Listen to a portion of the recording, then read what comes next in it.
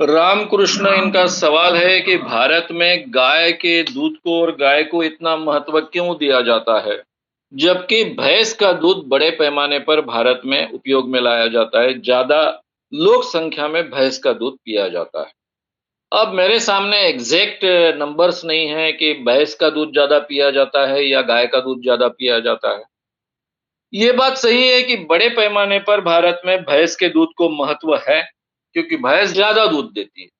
भैंस को पालना गाय को पालने से ज्यादा आर्थिक दृष्टि से फायदेमंद होता है। गाय को पालना यानी जो हमारी परंपरागत गाय है वो बहुत कम दूध देने वाली है, तो इसलिए परंपरागत गायों को पालना दूध के लिए फायदेमंद नहीं है। गाय का अर्थशास्त्र जो है वो अलग अर्थशास्त्र है। यानी जो लोग बहुत सेक्युलर हैं, ऐसे लोग भी गाय को बहुत महत्व देते आए हैं हमारे देश में, क्योंकि वो गाय हमारी कृषि व्यवस्था का एक अभिन्न अंग है। हमारे यहाँ अपने खेतों में जोताई करने का काम और खेतों में सब करने का काम ये गाय के पुत्र करते हैं, बैल करते हैं। उन्हीं के आधार पर हमारे देश में खेती पहले चलती थी। उसके बहुत फायदे थे। एक तो क्या था कि गाय क्यों महत्व की बनी भारत में, यानी कृषि प्रधान अर्थव्यवस्था में भारत जैसे देश में जो कृषि प्रधान अर्थव्यवस्था डोमिनेंटली है, वहां मेजर जानवर खेती में काम करने वाला गाय रहा है। मेजोरिटी हिस्से में गाय रहा है। बहुत कम जगह भैंसों का उपयोग होता है। करीबन हमारे भारत में घोड़ों का उपयोग तो खेतों में किया नहीं जाता है। घोड़ों का उपयोग केवल युद्ध के लिए किया गया या फिर सवारी के लिए किया गया, जबकि दुनिया में कई जगह घोड़ों का उपयोग खेती के काम में भी किया जाता है। तो हमारे यहाँ की ग्रामीण अर्थव्यवस्था में गाय का बहुत महत्व था, क्योंकि बैलों की आवश्यकता होती थी। यानी आपके यहाँ कितनी खेती है, तो ऐसा नहीं कहा जाता था कि मेरे यहाँ इतने एकड़ खेती, मेरे यहाँ 4 बैल जोड़ों की खेती है। यानी एक बैल जोड़ी के आधार पर 20 एकड़ की खेती की जा सकती है। 4 बैल जोड़ी की खेती मेरे पास है यानी 80 एकड़ है। 5 बैल जोड़ी की खेती है यानी 100 एकड़ है। इस ढंग से हिसाब दिया जाता था। यानी कोई नहीं कहता था कि मेरे यहाँ 20 एकड़ जमीन है, मेरे यहाँ 40 एकड़ जमीन है, मेरे यहाँ 60 एकड़ जमीन है। मेरे यहाँ 6 बैल जोड़ी की खेती है, यानी 120 एकड़ जमीन। क्यों था?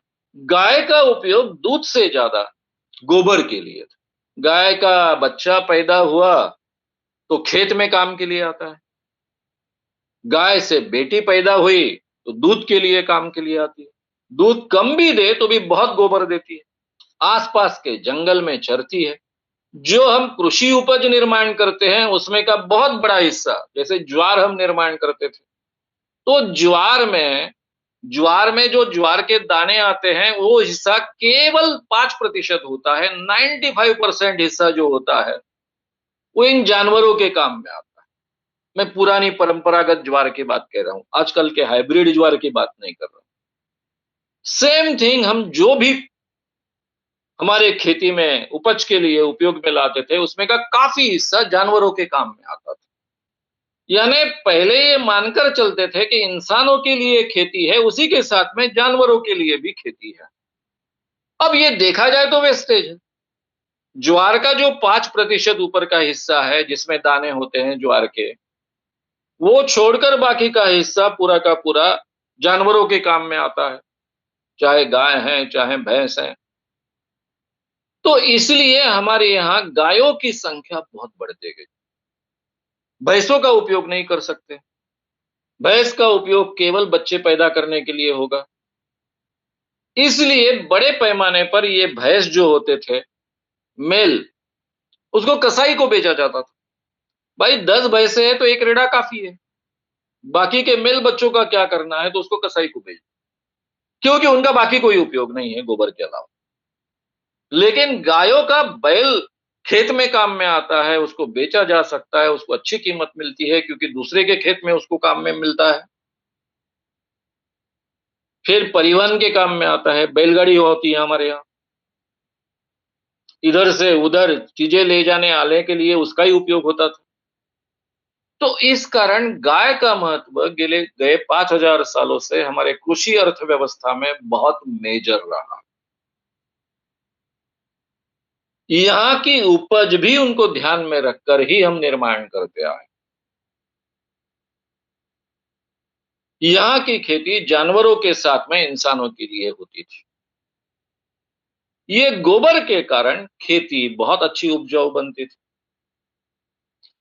अगर आज जिस ढंग से हम खेती कर रहे हैं, उस ढंग से अगर हम खेती करते आए रहते 5000 सालों से, तो क्या होता? भारत नाम का देश ही बाकी नहीं बचता। क्योंकि ये खेती कुछ ही सालों में बंजर बन जाती। 200 सालों में बनती, 300 सालों में बनती।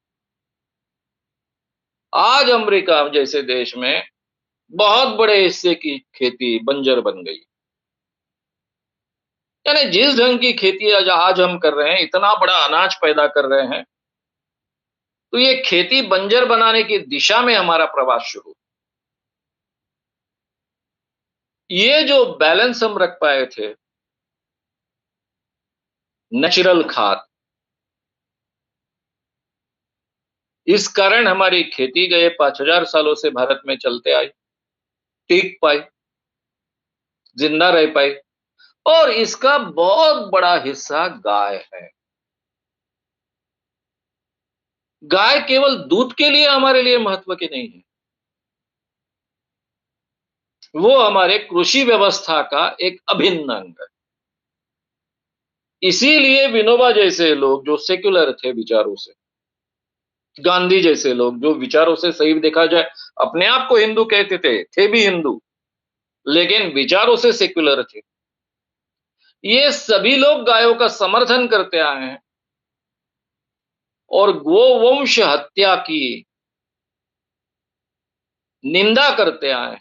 उसके पीछे का ये कारण था। उसके पीछे का ये कारण नहीं था कि गाय बहुत पवित्र है, उसमें 33 करोड़ भगवान होते हैं। फिर स्वातंत्र्य वीर सावरकर सवाल पूछते हैं कि वो जो उसके पीछे में दौड़ने वाला जो ये होता है गाय पालने वाला व्यक्ति या फिर गाय को संभालने वाला व्यक्ति, जिसको मराठी में गायकी कहते हैं, यानी जो गायों को हाँकता है, वो जब एक लाठी जोर से गाय के पीठ पर लगाता है, तो कितने भगवानों को ये काठी लगती है, उसमें से कितने मर जाते हैं। ये सवाल पूछकर जो एक मजाक उड़ाते हैं स्वातंत्र्य वीर सावरकर, तो इस अंधविश्वास के कारण भारत में गाय का इतना बड़ा महत्व नहीं रहा। गाय का बड़ा महत्व रहा है, वो यहाँ के कृषि अर्थव्यवस्था का एक अभिन्न और बहुत महत्व का अंग रहा। इसलिए इसलिए मैंने ये बहुत विस्तार से बात आपके सामने। आज क्या हो गया कि हमारी कृषि अर्थव्यवस्था में गाय और बैल गायब हो। यानी मैं तो एक किसान का बेटा हूं, हालांकि हमारा घर शहर में था, वर्धा जैसे शहर में, लेकिन घर में हमेशा गाय होती थी। गाय से दूध घर का ही होता था। यानी शहर में किसी जानवर को पालना इतना डिफिकल्ट होने के बावजूद घर में 100 के ऊपर गाय थी, 10 एक भैंसे थी। भैंसे दूध के लिए केवल पाली जाती थी। गाय कृषि व्यवस्था का अंग था। ये अगर हिस्सा हम समझेंगे तो गाय का भारतीय प्रेम आपके समझ में आ जाए। अभी उसको जो धार्मिक आधार दिया गया है, गोवंश हत्या बंदी, गाय पालना आज के जमाने में इकोनॉमिक नहीं रहा है। बैलों की आवश्यकता हम कम करते गए हैं, उसके बजाय ट्रैक्टर वापर करना हमको आसान होने लग गया है, ज्यादा इकोनॉमिक लगने लग गया है। क्योंकि गायों को फोकट चरने के लिए जो स्थान होते थे वो कम होते गए। अब गायों के चारा की व्यवस्था स्वतंत्र करनी पड़ती है, उनके खाद्य की व्यवस्था स्वतंत्र करनी पड़ती है। हमारी जो उपज का यानी तरीका था वो बदल गया। अभी ज्वार आ गई ऐसी कि जिसका ये हिस्सा बहुत कम होता है, अनाज का हिस्सा ज्यादा होता है। अब जैसे विदर्भ का एरिया है, हमारे एरिया से तो ज्वार पूरी तरह से गायब ही होगी, जबकि प्रधान उपज हमारे यहाँ ज्वार थी। हाइब्रिड आ गया। ये जो हाइब्रिड ज्वार है वो भी बहुत कम जगह होती है, इसलिए आप देखेंगे कि गेहूं सस्ता है और ज्वार महंगी है आज के जमाने में। जबकि मेरे जमाने में, मेरे यूथ तक गेहूं खाना ये अमीरी का लक्षण माना जाता था। ज्वार ये सब सामान्य आदमी का खाने का साधन है। तो पूरी की पूरी हमारी उपज की व्यवस्था बदलते गई। इसलिए हम अभी आसानी से जानवर नहीं पाल सकते हैं। जानवर पालना बहुत महंगा होता है। ना ही वो बूढ़े होने के बाद में उनको कसाई को बेच सकते हैं। कसाई को बेचने जाएंगे तो कौन क्या मारपीट करेगा, क्या करेगा, उसका कोई भरोसा नहीं। इसलिए होशियार खेतीहर क्या करते हैं कि बैलों को रखते ही नहीं। बैलों को गुड बाय कहना ज्यादा अच्छा है, गाय को गुड बाय करना ज्यादा अच्छा है। ये सब स्थिति पूरे भारत में शुरू हो चुकी है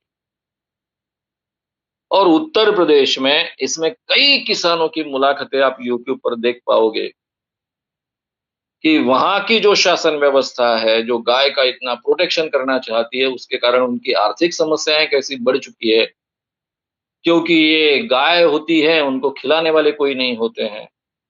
ये फिर कोई भी खेत में घुस जाती है, खेती का बहुत नुकसान करती है। उनको मार भी नहीं सकते हैं, उनको हकाल भी नहीं सकते हैं। तो ये नई दिक्कतें हमने पैदा कर दी, गाय को एक पवित्र मानकर, उसको क्या-क्या मानकर। अब रहा सवाल आपका कि दूध का।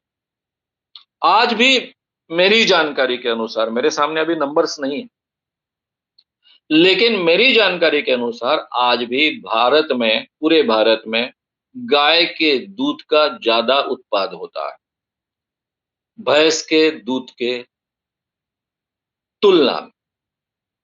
उसका कारण ऐसा है कि गए 40-50 सालों में हमने गायों की एक नई जमात बहुत अच्छे ढंग से डेयरी सिस्टम में तैयार की, जिसमें गांधीयन लोग भी बड़े पैमाने पर रहे। अमूल नाम का जो ब्रांड है वो केवल दूध नहीं पैदा करता था, उसके जो कोरियन थे उन्होंने बहुत अच्छे जानवर गाय तैयार करे जो ज्यादा दूध दे, उसमें भी बहुत ध्यान दिया था और कई लोगों ने दिया था। महाराष्ट्र में भी ऐसे काफी संस्थाएं, उरळी कांचन की एक संस्था है। तो ये पूरे भारत में जो प्रयोग हुए, उस कारण गाय अभी बहुत बड़े पैमाने पर दूध दे सकती है, ज्यादा दूध देती है। इसलिए आज उत्पाद जो है गाय के दूध का वो ज्यादा है भैंसों से, ऐसा मुझे लगता है। नहीं तो वो नंबर मेरे ध्यान में आता। तो इसलिए उस दूध के कारण ये महत्व नहीं है, ये हमने समझना है।